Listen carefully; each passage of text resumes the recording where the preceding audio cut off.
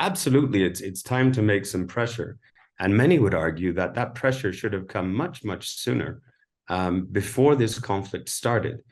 I don't think anyone foresaw the timing of the conflict. It erupted so quickly, it took most observers by surprise. But the challenges of the political challenges were clear in advance of the conflict. You know, Sudan was on the path to yet another round of negotiations for return to constitutional rule and civilian leadership. And the talks through December into January had been very difficult, and they were stuck.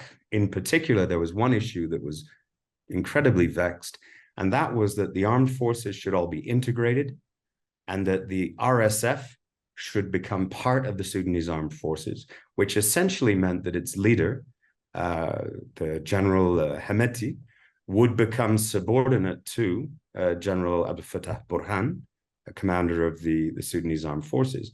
And so one side was going to surrender to the other politically.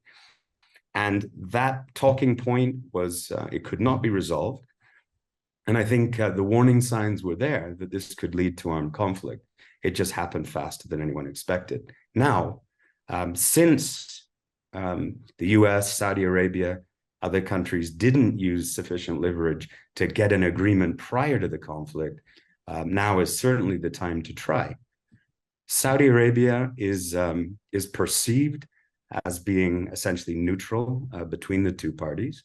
The United States as well, not particularly liked by either party, but not seen as favoring either one.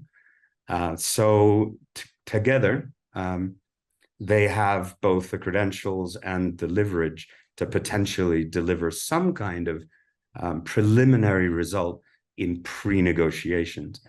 But they can't do it alone. And so it's also important that we have, at the talks, we have what's called the Quad, the Saudi Arabia, the US, the UK, United Arab Emirates as well. And then there's a parallel mechanism, which is the trilateral mechanism, United Nations, African Union, and the Regional Organization for the Horn of Africa, IGAD, also trying to put pressure on the parties to de-escalate.